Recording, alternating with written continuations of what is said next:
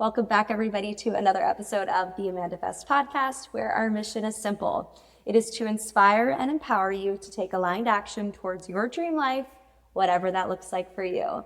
Today, I have another solo episode number 33, Angel Numbers, of course, where I am going to recap my Tulum trip. So as we've done with every episode, before we dive into this experience together, we're just going to drop in. So wherever you are, whatever you're doing, if it's safe to do so, I invite you to close down your eyes, maybe put a hand on your heart, one on your belly. Just do a little body scan, noticing what your baseline is, noticing where you're starting, noticing where you're at right here and right now. We're going to take a nice deep breath in through our nose and out through our mouth. 2 more just like that. Setting an intention with our inhale and thinking of something that we're going to let go of on that exhale. So nice deep breath in through your nose. And exhale through your mouth. And last one, make it count. Nice deep breath in through your nose. And welcome. Welcome to your bodies. Welcome to AmandaFest. You guys, I feel like every solo episode there has been so much resistance, and I have been struggling with showing up. And I'm here the day before this is coming out, and I'm probably going to be up all night editing it, and it's fine because I'm showing up even when I don't want to, which is one of the big lessons that we have learned in many of our episodes with many of our guests. So where am I? What's going on? I feel like I've lived 18 different lifetimes since my last solo episode, which I only recorded 2 weeks ago. I'm here in Playa del Carmen in a co-working space. I know it's not very aesthetically pleasing, but this is what we've got to work with because the apartment that I'm staying in has construction going on. So let's pick up where we last left off. So in our last solo episode, I was telling you guys that I was about to embark on a trip to Tulum, that I was intentionally traveling there without a place to stay because I wanted to leave it open to opportunity and just kind of play the game of what might happen if I don't know exactly where I'm staying, don't know exactly what I'm doing, and just kind of let that magic unfold. Well, magic unfolded. This was one of those trips that every day felt like a month. Like I was doing a recap this morning. I took a pause on sharing my stories while I was in Tulum because the majority of my followers are based in LA, and the fires had broken out and there was a lot going on, and it just felt a little bit insensitive to be sharing my experience during that time. So I took a pause, and then this morning I went to a coffee shop and I did a photo video dump of my experience. And so I kind of got to relive it this morning. And in doing that, I realized every single day literally felt like a month. I was in Tulum for 11 days, and I felt like so much happened in the course of those days. Let me just paint the picture real quick. So I came down, I was staying in New York. I talked about this in the last episode. I had the ending of my New York adventure. I had the little New York romance that was going on that was beautiful and amazing and super nourishing, and truly was distracting me from the fact that I was leaving, because prior to meeting this person, I was feeling really sad about leaving New York. And then on Christmas Eve, I connected with this wonderful man who I then proceeded to spend my last week in New York with. And I got to experience New York from his perspective. We had this really beautiful connection. I don't know if I shared this on here before, but 2024 for me was a pretty big recalibration year when it came to my relationship to the masculine. Prior in 2023, I went on my little eat, pray, love journey. I was dating in every city that I went to. I was having a lot of fun. By, I would say, September of 2023, I basically made like a vow of celibacy. I was like, I'm so done with the level of men that I am calling in, and I need to do some serious inner work in order to shift and adjust what I am allowing into my field. And so I took a pretty long break. So September, October, November, December, January, February, March, April, May. 9 months I went like almost cold turkey. Almost. I really was just taking that time to focus on myself and to not put any energy on romantic connections. May of 2024, I went to Austin for the premiere of Hitman, which was a film that I worked on in my previous life when I was working in entertainment. I rekindled a connection with somebody that I had actually met in Tulum in 2022 who was living in Austin. I was meant to go on a date with him, and it turned into like a week extravaganza, very beautiful connection, and I opened myself back up to romantic connections. Again, also keeping in mind that I've been traveling since May of 2023, so dating in general has looked a little different for me because I'm not in one particular place. So for me to connect with someone, it has looked like me meeting somebody or reconnecting with somebody or connecting with somebody and then spending a lot of time with them in a short period of time. And well, you'll hear how the end of this Tulum story goes, and we may be shifting and adjusting our approach now. But that was May. So I had that rekindle with that guy. That was great. I did some dating this summer in New York City, and then fast forward towards the end of my time in New York, things started manifesting really fast. I felt like the universe was like, okay, girlfriend, you've done your work, you're clear, you're ready. I'm calling in partnership, and I had like 3 guys back to back, just like really beautiful lessons, really beautiful connections, really beautiful mirrors. One of them I talked about a couple episodes ago. He was perfect on paper, but there was just certain things that were not in alignment, and I had to let that one go. And actually ended up redefining the relationship because now I'm working with him in a different capacity, which is really beautiful. And then right after him, I met this other guy who I was just telling you guys about on New Year's Eve. And I ended up spending my last week in New York with him. And that was just a really beautiful, like nourishing reminder of what it's like to be held by the masculine. He was just lovely. He was just really wonderful and lovely and treated me so well. And it was just such a welcomed shift and breath of fresh air from what I had been experiencing prior. And so that ended not because anything went wrong, but just logistically, he was on a trip to New York. I was going to Mexico. And so we actually ended up going to the airport together, and he flew to London to go see his family, and I flew to Mexico, and we are still talking. So that is a thing. But all this to say, stepping into going to Tulum, because of this new connection, like I wasn't really looking for a romantic connection. I was just looking for an experience.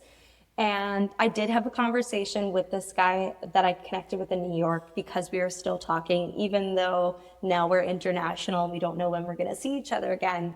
I was like, okay, what are our rules here? Since we are talking every single day, obviously we're not together, obviously we're not exclusive, but what if I do meet somebody in my travels? How do we want to go about this? Because the level of communication is like, we're talking morning, afternoon, and night, sending each other voice notes, good morning, good night, like, you know, we're really talking. So I was like, okay, I think we need to have this conversation.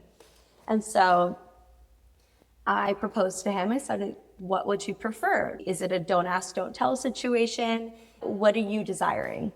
And we basically landed on if a new connection is serious enough that it is going to take away or like get in the way of the way that we're communicating, that we should be forthcoming about that. And so we were like, okay, great. So cut to, we're going to Tulum. So I have multiple friends that live in Tulum. I had multiple friends that were traveling to Tulum, but at the end of the day, I was going to do a solo trip. So I was coming from Playa del Carmen, which is 45 minutes from Tulum. I was really like, let's just fuck around and find out. So day one, I was meeting my friend Ben He was basically staying in a villa with 2 houses of people. So it was about like 15 people that he was traveling with, which is actually really funny because like 6 months ago, I was initially supposed to be on that trip. I booked a spot in the house and I ended up canceling it. And it's just very funny how it all came back around that we ended up in Mexico at the same time. And I ended up on that boat with that group of people that I was initially supposed to be traveling with. So all in divine timing. At the same time, my friend Ro, who I connected with at a women's personal development group back in LA. I've actually been in Tulum randomly with her at the same time back in May of 2022. She decided that she was going to plan a trip like mirroring mine, not together, but both of us at the same time because we wanted to do shows and dance and play together. So I invited her on the boat. So this is Ben's boat. Ben invites me on the boat. I invite Ro on the boat. We have this amazing day.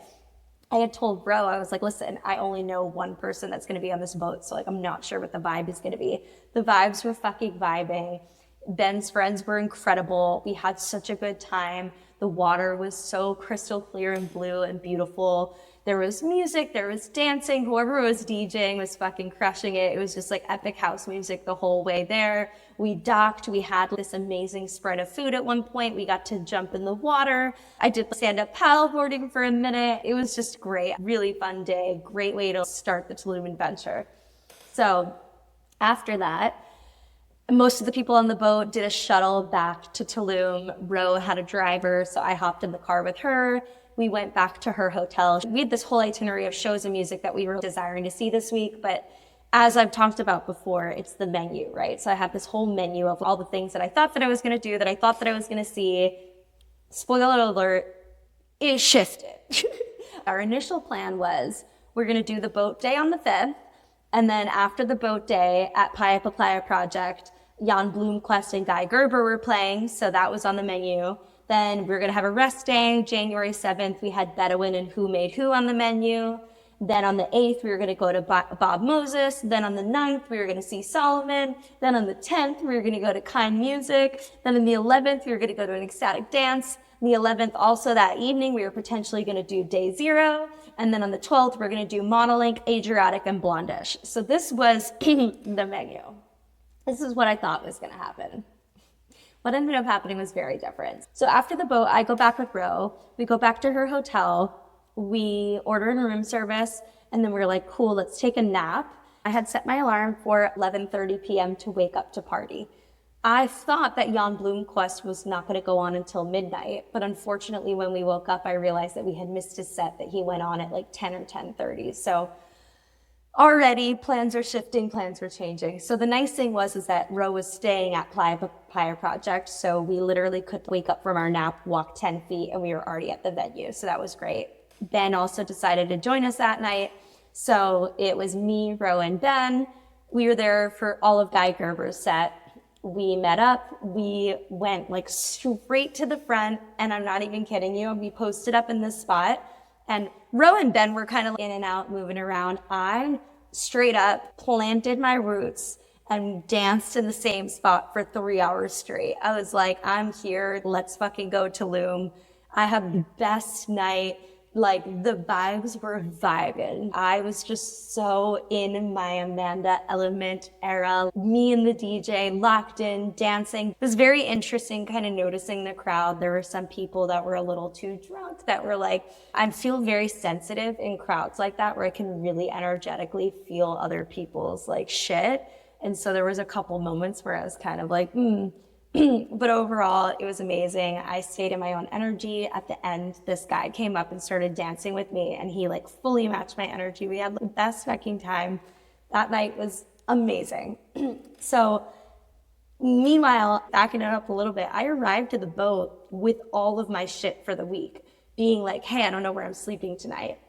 So when I went back to the hotel with Rose, I had all my stuff with me. I had connected with Ben, and essentially we were like, cool, I'm going to leave the party with Ben and grab my stuff from Rose's place and sleep on the couch in Ben's villa that night. So around like 3 a.m, we grab my stuff. I go over to Ben's villa. I sleep on the couch. I'm like, great. In my head, I'm like, maybe I sleep on the couch the whole week. Like, I don't know. It depends what the vibe of the house is. I don't know what's going on. So we wake up in the morning and Ben is like, hey, somebody else in the party house wasn't feeling well. And they were like, we need the couch tonight. So Ben was like, hey, what's your plan? Where are you sleeping tonight? And I was like, got it. We'll make a plan. My favorite place in Tulum is a spot called Holistica. It's a hotel. They also have dorm style rooms, but it's like yoga, meditation, sound baths. They have temazcal. They have ice baths. It's just this perfect combination of jungle wellness, especially as I'm partying. Like, this is a spot that I want to be at to recharge every day and every night. And they have this incredible cafe with the most amazing, delicious, healthy food you can imagine. The minute he was like, hey, you need to find somewhere to stay, I was like, no, I don't. I'm definitely going to Holistica. Like, that's for sure happening. So we wake up, we go to breakfast. When I go back to the house, I pack up my bags and I look up and I'm like, oh, it's only a 15-minute walk. I'll just walk, no problem. So mind you, I have a backpack, I have my rolling bag, and then I have a shopping cart bag filled with costumes that my friend had given me, of all these costumes that she was lending me for the week. So I was like, okay, the roads are not paved. I'm just like, we're here for the adventure, let's fucking go. So I start walking, and I kid you not, 5 minutes into my walk to Holistica, starts drizzling, and then it starts torrential downpouring, and I'm like, fuck, I have my laptop, I have all my shit. I'm like, I can't keep walking in this rain. So I go into a gas station to wait out the storm. And the minute I get into the gas station, I meet this man named Alejandro. And he's like, this just sweet Mexican man. He starts asking me all these questions. He's like, oh, you're waiting out the storm. I'm looking at the weather app. I'm like, this storm is not going to let up anytime soon. And it was frustrating because I was like, by car, I was literally 2 minutes away from Holistica, but it was still a 10-minute walk. So it was like, walking is not an option. I didn't have a car. There was a part of my brain that was kind of scouting the gas station, being like, is there anybody here that looks trustworthy enough for me to ask for a ride down the block? But then the other part of my brain was like, Amanda, don't be stupid. Like, I thought about it. It definitely crossed my mind. Alejandro's chatting me up while I'm trying to make a plan. He's like, let me buy you a drink. And I was like, I don't drink. And he's like, let me buy you a Coca-Cola. And I was like, okay, Alejandro, you can buy me a Coca-Cola. He buys me a Coca-Cola. We have a drink together. I'm having this whole fucking experience. I start thinking in my head, like, how am I going to get to Holistica? Like, I cannot wait in this rain all day. So I realized I had the WhatsApp number for the hotel from my previous trip. So I was like, okay, I'm just gonna like WhatsApp them. By the way, also, I don't have a reservation at this hotel yet. We're just freeballing, guys. So I text the hotel and I'm like, hey, I'm stuck at the gas station down the block. I'm planning on checking in. Is there any way you could send a card for me? They're like, yeah, no problem. We got you. So I was like, great. So I'm waiting and waiting for a text. And then finally they text me. They go, okay, car is 11 minutes away and it's taxi number 11. And I was like, yeah, of course it is. I don't know if you guys know. Well, first of all, I have my 1111 tattoo. Second of all, my birthday is 1111. And third of all, 1111 is an extremely potent angel number for me. It is a sign of divine alignment. And so whenever I see 11, I know that I am on the right path. So when Holistica texted me 11 minutes, taxi number 11, I was just like, okay, nod from the universe. Like, shit's about to pop the fuck off. It did. It did, I promise. So I finally got in the car. I get to Holistica. I roll up and I'm at reception and I'm like, hey, I don't have a reservation. I was hoping to stay at the dorm because it was cheaper. And I was like, do you have any availability? And in my head, I was like, of course they do. Like, there's no way they don't. They could have not. But I'm like, let me show up. I just keep playing this game of like, how far can I go without making a plan and just see how much the universe wants to hold me in this. So I arrived there and the lady is like, oh my God, you're not going to believe this. And I was like, what? And she goes, you're so lucky. And I go, why? She goes, we have one bed available and it's bed number 11. And I was like, you are literally joking. She was like, I cannot make this shit up. So I was like, okay, universe, I fucking see you. Bed number 11. I was like, great, here we are. Also, throughout all this, I'm trying to figure out my plans for the evening. And I was intending on going to this conscious intimacy workshop, but I was kind of feeling a little drained from just like moving around in the rain and then this and then that. So I go to the dorm, I put my bag down. I kind of like breathe for a second and have this moment of recognition of like, whoa, I have not been alone since pre-Christmas Eve. Because remember, I had this whole experience with this guy the whole last week in New York where I was like basically with him the entire time. Then I came into Playa del Carmen and I'm staying with my friend. Then I arrive in Tulum and I'm staying on this person's couch. And I was like, whoa, I have not been in my own energy for a fucking second. So I took a breath. And I was thinking about going to this workshop and I was like, I don't know if I have the energy for this. Maybe I do, maybe I don't. I need food. So I put my bags down and I go to the cafe. I go to the cafe and there's a bar there. So I sit at the bar and the first person that I noticed this like kind of young, attractive guy at the bar talking to this older lady. And I'm sitting here, there to my right, and his back is to me. I just kind of like clock and notice him, but don't really think much of it. I just was like in my own energy. So I order food, I start eating. The people next to me close their conversation. The guy hugs this woman and she leaves. And I'm like, okay, like he's gonna leave. Like I'm gonna have this bar to myself, great. So he goes from being on my right to then comes and sits next to me on my left. And I realized he had a workstation set up there. Like that's where his laptop was, that's where he was working. So he sits down and he opens his laptop like he's going to start working. And we both just look at each other and we're like, hey, conversation ensues. There's banter. We're really getting along. I'm asking him if he's going to any shows this week. I tell him that I have this whole itinerary of shows that I'm meant to go to. And he was like, oh, my friend is the one with the spreadsheet. And I was like, oh, I'm the friend with the spreadsheet. And he was like, well, you have to meet my friend. I was like, okay. So we're chatting, we're talking, we're having a good time.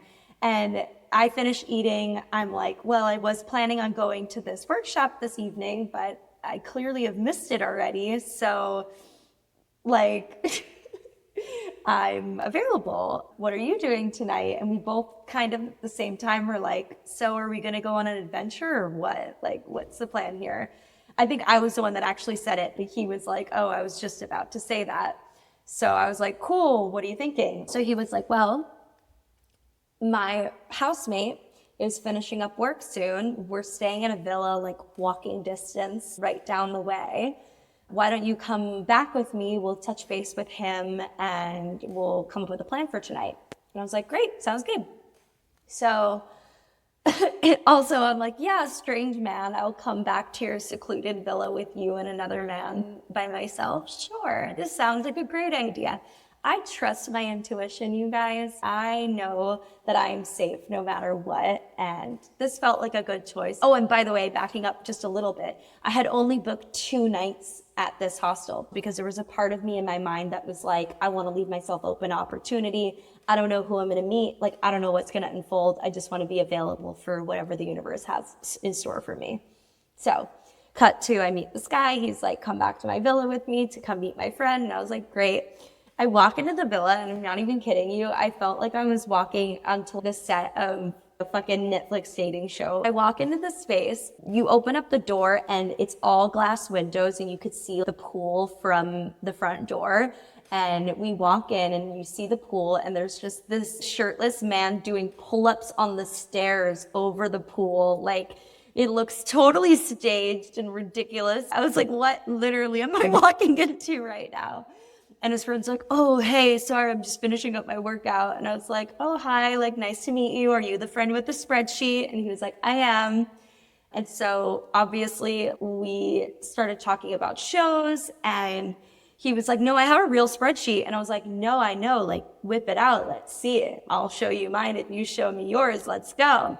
And so we did that. So we were comparing notes. We were looking at shows. We had some crossover, but not fully everything crossed over. But we were talking about that, and then the guys were like, oh, we're hungry, we want to get food. And I was like, well, I literally just ate, but I'm happy to go on the adventure. Like, let's go. What's our mode of transportation? And they're like, oh, we have scooters, do you? And I was like, no, I didn't get a scooter this trip. So I ended up going with them to a restaurant. I hopped on the back of one of their scooters. We go to this restaurant, it's just the 3 of us. We had a really great time. It was a really beautiful conversation. We were talking all about personal development and music and plant medicine and growth, and just really beautiful, nourishing, wonderful conversation. These are clearly 2 very smart, very cool guys. And I was just like, okay, I'm really happy I met these people. Afterwards, we go back to the villa. I'm going to leave some details out and just keep it up for the imagination. But we go back to the villa. I'm hanging out with them and I get invited to stay over. So I stay the night. And when I wake up the next morning and had a conversation with one of the guys, and we were talking about my situation of how I had one more night at the hostel, but I was open to being wherever the universe wanted me to go. And he was like, why don't you just stay here? And I was like, okay, like, why don't you think about that? There's obviously great connection and excitement and all these things, but at the same time, this is a specific type of trip. It's a boys' trip. They had another friend that was coming in the next day, and I was like, why don't you just like sit with it, think about it, and let me know.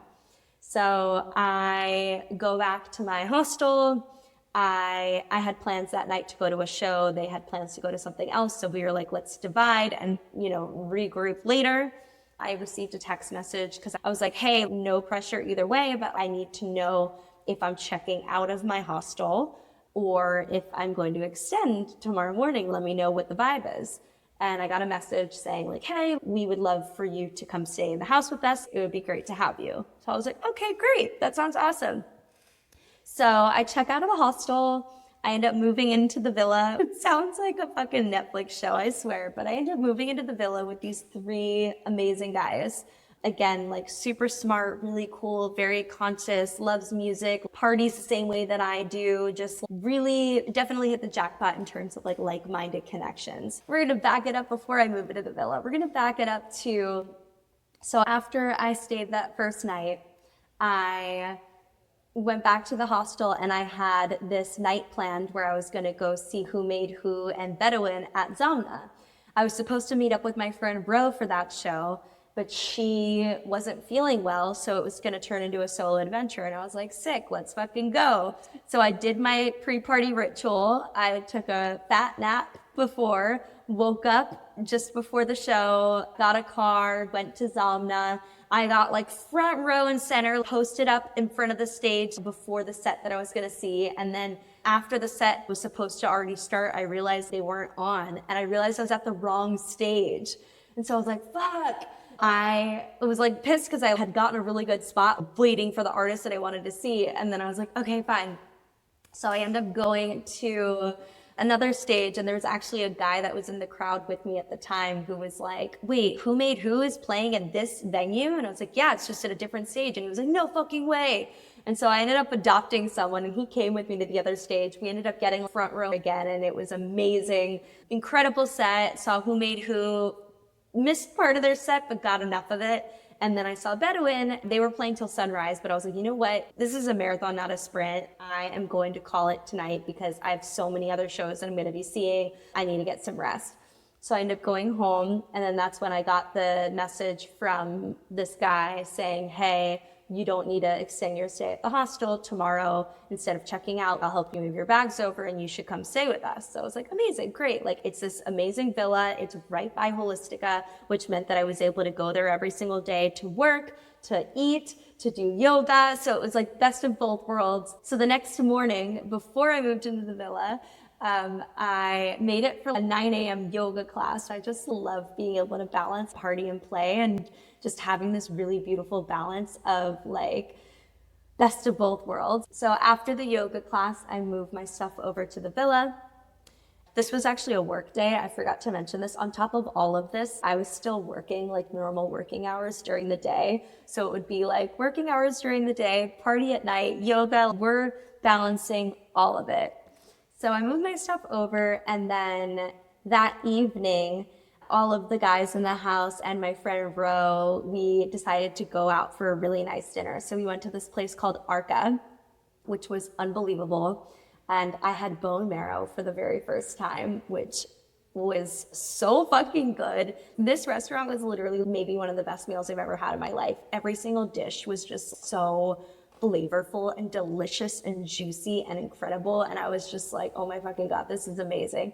And then also, as I'm going from point A to point B, I'm riding on the back of the scooters of these guys, and they both actually ride motorcycles in real life. So I felt extra safe being on the back of their scooter. But we did this thing called lane splitting, which was really scary, but also really fun, where we rode in the middle of traffic, which was a whole experience unto itself. But that night, the plan was is that we were going to go to Arca, and then I had on my itinerary that I wanted to go see Bob Moses that night at Playa Playa, and the guys had on their itinerary that they wanted to go see Monolink at Zamna Beach. Now, I love Monolink, but I had Monolink on my list for later in the week, and that wasn't my plan. But by the time we had finished dinner and we were looking at the logistics, Zamna Beach Club was literally right next to the restaurant, and Playa Playa was a little bit further. And we were looking at the set times. We were hoping that we were going to be able to maybe do Zamna Beach and then go to Playa Playa, but Bob Moses was going on earlier than we thought. So I was like, okay, I'm just going to make a sacrifice for the best interest of the group and do what everyone else is doing and be in flow. This is going to come back later when I talk about the lessons of masculine and feminine duality and being in flow versus sticking to your own autonomy. I feel like that was one of my really big lessons from this trip. But essentially, I ended up going in the car with Ro to the venue, and the boys took the scooters. And while we were in the car, this is when the LA fires started. Shit was starting to really get crazy. So Ro was dealing with some personal things related to the LA fires.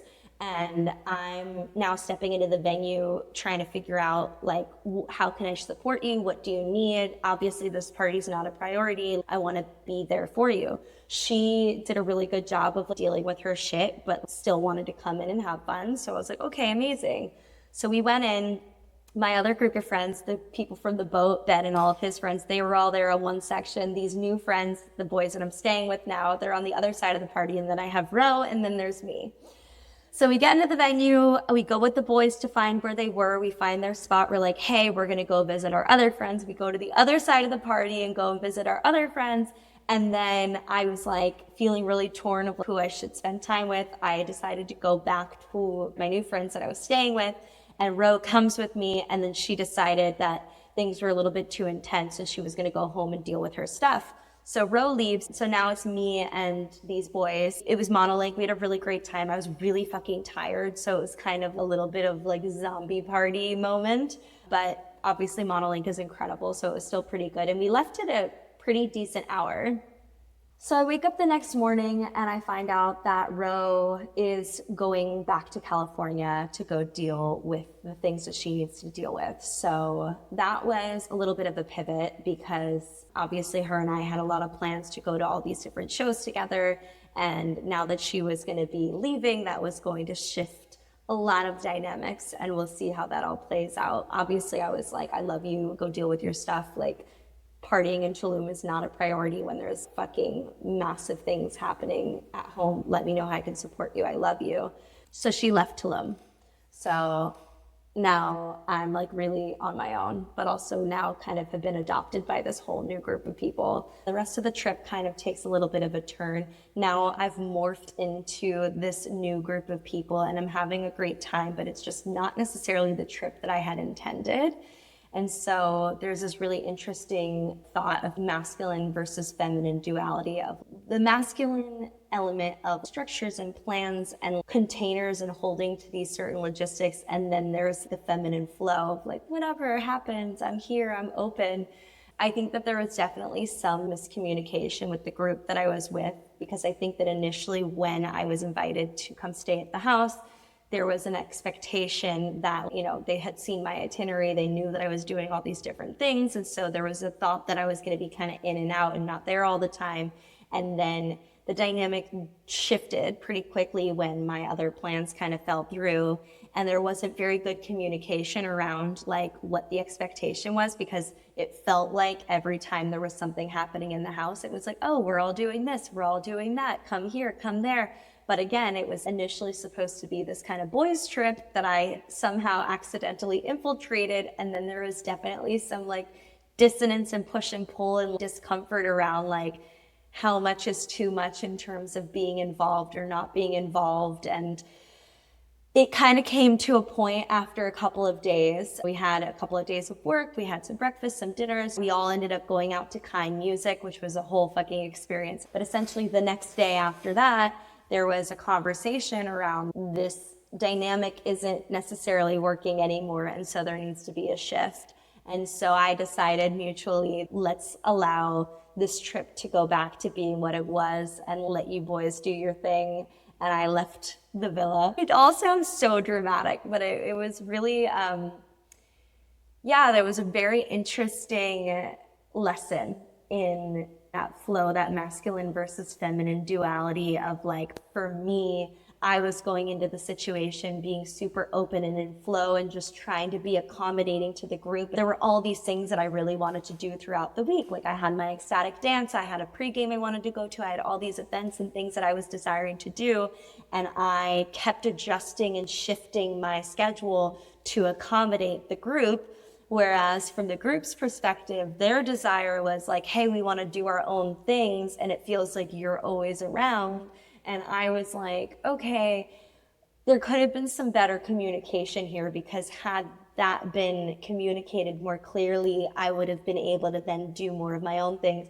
And I felt like the lesson for me in this, and looking back at, my experience with this man in New York, coming into my experience here, it was like, okay, where am I not showing up in integrity with who I say I want to be? We've heard that one before. Where am I allowing my flexibility and flow to no longer be in service of my deepest desires?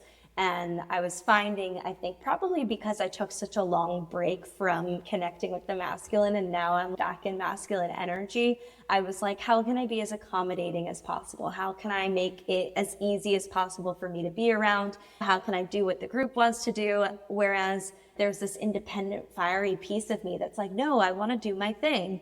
And I think the lesson in this experience was, where is that balance? Where is that balance between deference and flow and being easygoing and, hey, I'm going to step away and go do this thing? And that was the lesson. It's to not get lost in other people's things and the friends that I'm staying with, in romantic connections, whatever it may be. How do I hold my own and stay in integrity with my own desires and wants and needs, and not allow my desire to try to be accommodating to take over? So that was a really big lesson for me. So I ended up moving over to another villa. There was a girl that was staying in a villa next door who was there for a manifestation retreat, and she ended up having extra rooms in her house. And so when the dynamic sort of shifted in that villa, I ended up moving over to another villa, and I went from this full house masculine energy to a full house of feminine energy that was very beautiful and flowy, and we got to process our emotions, and I got to move through what that energy was. There was some hurt there and there was some rejection there, but there was also like, I understood the situation, right? I knew going into this experience that there was a certain dynamic in the house, that me coming into the space was going to shift that dynamic. And so when the dynamic shifted again and that was communicated, initially there was some hurt and some triggers and some wounds. And then I sat with it and I was like, okay, I understand the situation, and I'm grateful that it was spoken to, right? The fact that the moment that it was felt, that there was an acknowledgement of, hey, this is no longer in alignment, let me speak to this and let's make a shift and a change. And I felt like a past version of me maybe wouldn't have been able to redefine the dynamic, because I was still able to stay friends with these guys after the fact. We all still did things together, but now we were just shifting the dynamic, and it went from me being in the inner circle to just a more extended version of it. I think there is a lot of lessons for everybody in that situation, for sure, but I will take full ownership of where I had some medicine there, for sure, of not letting my desire to be easy take away from my independence. And even seeing that reflected back of like, there was a confusion of who I was presenting as, of this super independent person that's doing all my own things, to then shifting to this super, I think maybe it came off as dependent because I was doing everything with this group, but really it was just my desire to try to go with the flow and be easygoing. And so big medicine in standing in who I am and what I desire, and not allowing the energies around me to completely absorb me to a point where I no longer exist. So I was staying in the boys' villa, then I moved over to this feminine villa for a couple days, and then I ended up going back to Holistica for my last 2 nights there. And I just did what I would have normally done. I did yoga, I did my meditation, I did a sound bath, I made some new friends at the hotel. I went to the Mayan ruins and swam with turtles and manta rays with my friends, and I ended up meeting this other guy. I had this really wild connection on one of my last nights there, who was just this really beautiful mirror of integration of this whole experience. That's another thing too with Tulum. It's like the timing of everything. It's hard to explain because when you're in the energy of it and you're in the moment of it, every single thing that happens is just like, alignment, like perfectly timed, perfectly timed. So these boys leave, I hug them goodbye, I close that chapter of the trip, and then I get a ping on my phone from a new connection who is a medicine facilitator who had just finished a ceremony, and he was like, hey, do you meditate? I'm about to go to a cenote to do some integration if you'd like to join me. And in that moment, I was like, yeah, I'm processing all of this stuff. I'd love to do that. And I hadn't been to a cenote yet. So I was like, okay, yes, I'm down. So he was like, great, I'll be there in 15 minutes. I'll pick you up on my bike. So I was like, okay, perfect time. And meanwhile, I have like 2 hours before I'm actually leaving. So I was getting on a bus to go back to Playa del Carmen. So like timing of everything was like, boop, boop, boop, boop, boop, so perfect. So I get on the back of his bike. I go to the cenote with him. We don't end up meditating. I brought my journal. I brought like my hape. Like I brought all this stuff thinking that we were just going to have a silent side-by-side experience, but it ended up turning into this really beautiful and profound conversation about like masculine and feminine duality and sexuality and sensuality and all of these things. It was so beautiful. And then it kind of came to a culmination where we walk up these stairs and there is a jumping point into the water that was maybe like, I don't know, like it was pretty fucking high. It was really scary. And I was terrified to jump in. And he was like, jump, jump. He was like, you should jump. Like it would be really cleansing for you. It would be a really beautiful way for you to culminate this whole experience. And I was so scared. And then this woman popped out of nowhere and she was like, you should do it. I was supposed to do it last year and I didn't. And I've been thinking about it all year. Like you'll only regret it if you don't do it. Like you should jump. And it was like this really beautiful combination. With the masculine alone, I didn't feel safe enough to jump. But once the feminine was present, I felt safe and I finally did it. And I jumped in the water and it was this like, oh, it was just like a beautiful rebirth of just like, oh my gosh, wow. So I did that. And then he brings me back to the hotel. And then a minute later, my taxi comes and picks me up. And then a minute later, I'm on a bus back to Playa del Carmen. And I'm just like, whoa, like, whoa. And even now, like, I'm still sitting and I've been resisting recording this podcast because I was like, how am I going to tell this story? Like, how am I going to share this experience? Because I don't even know if what I just shared does it justice. I felt like I did a lot of logistical explaining, like, and then this happened, and this happened, this happened. But let me just try my very best to wrap it all up and sum it all up. First of all, divine alignment. The synchronicities and the magic of the timing of things in Tulum is just so incredible. Everything just happens in perfect divine timing in a way that is just completely indescribable. And the concept of time, every singular day felt like a week, felt like a month, felt like so much growth happened in those short periods of time. And then also this whole experience with this connection with this group of men was just so beautiful and profound. And all the women that came in as well. There were many women that were in and out of the house. I felt like I had this really deep and beautiful, profound experience that I could have never planned, that I could have never, like, it just happened. And it happened because I remained open, because I literally traveled to Tulum without a place to stay, asking the universe, I want experience, I want opportunity, I want lessons, I'm ready, give me the wisdom, give me the juice, give me the medicine. And so she fucking delivered. And it was beautiful and it was painful at times and it was profound. And I feel like I'm coming out the other side with so much clarity on self. And I am so grateful for the connections that I made and the experiences that I had. And coming out of that experience, I'm feeling this like re-devotion to self. And even coming back and being with my friend in Playa del Carmen, there was, a disagreement and there were certain things that were unfolding where I was like, okay, now I'm being tested. how much am I willing to stay in my own integrity, in my own energy, and not just be so flowy. Like, this is the thing. If you met me a few years ago, the life that I was living back when I was working in Hollywood, I was so hyper masculine. I was so organized. I was so regimented. I didn't have time or energy for anything outside of my plan. And so even when it came to dating, even when it came to new connections, it was like my work took priority and nothing else mattered. And what that did was it didn't leave a lot of room for opportunity and experience and magic.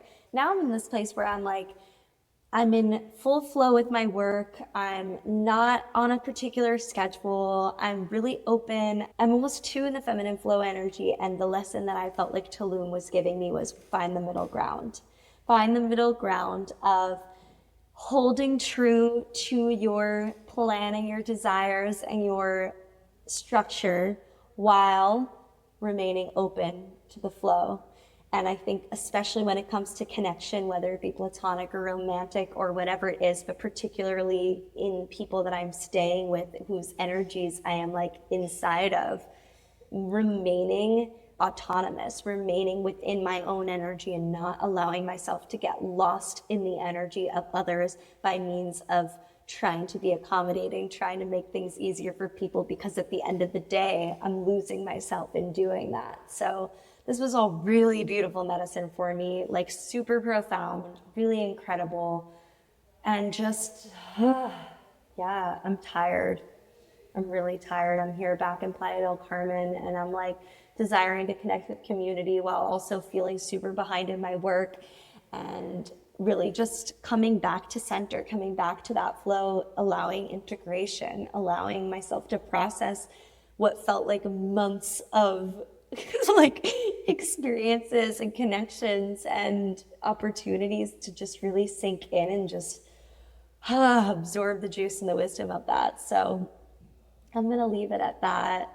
I am in Playa del Carmen now. I'm not sure how much longer I'm going to be here for. I do know that I'm going to Miami in February for a wedding, so that is coming up on the docket, but we'll see how things continue to flow and unfold, and I will continue to take the wisdom and the medicine and the lessons that I gained from my experience in Tulum and apply them to my life here. And I think if there's any big takeaways or lessons, it's keep yourself open to opportunity, say yes, do the scary thing, know how to trust your intuition for sure, but keep yourself open, because I think if I wasn't open, the opportunities and experiences that unfolded wouldn't have unfolded. And I think another piece of wisdom that I would like to impart and share from this experience is nothing is good, bad, right, or wrong. It's all experience, it's all lessons. And even when things feel difficult and even when things feel painful, how can you face them and how can you move through them differently than an old version of you might have? How can you not be reactive, but respond? How can you sit with pain and sit with discomfort and choose how you want to show up, and maybe show up differently than you've shown up in the past? And for me, through this experience in Tulum, I'm really proud of myself for showing up in the ways that I did and for viewing the experiences the way that I viewed them, and for allowing myself to feel when I felt hurt, when I felt rejected, when I felt all of these things come up. I let them move. I felt them. I cried. I processed, and then I moved to the other side, and I was able to redefine different connections and redefine the meaning of what I was attributing, how somebody was responding to me versus what it meant and how I want to show up. And yeah, so that was my Tulum experience. I hope you guys enjoyed it. That's all I got for now. I had all these other things to say about kind music and not being as fun as it was supposed to be, and different wisdom from music festivals and all these different things, but the real thing that wanted to come up was all these relational lessons that were really present for me in this experience. So thank you all for listening to my Tulum vlog. I'm so grateful again to have this platform, to have a space to share, to process, and to integrate. And I truly hope that you enjoyed hearing my travel extravaganza, and I hope that it inspired you in some way, whether it is to remain more open, to take more risks, to have more wild experiences, or to stay more true to yourself. Sending you guys so much love, and I'll see you on the next one.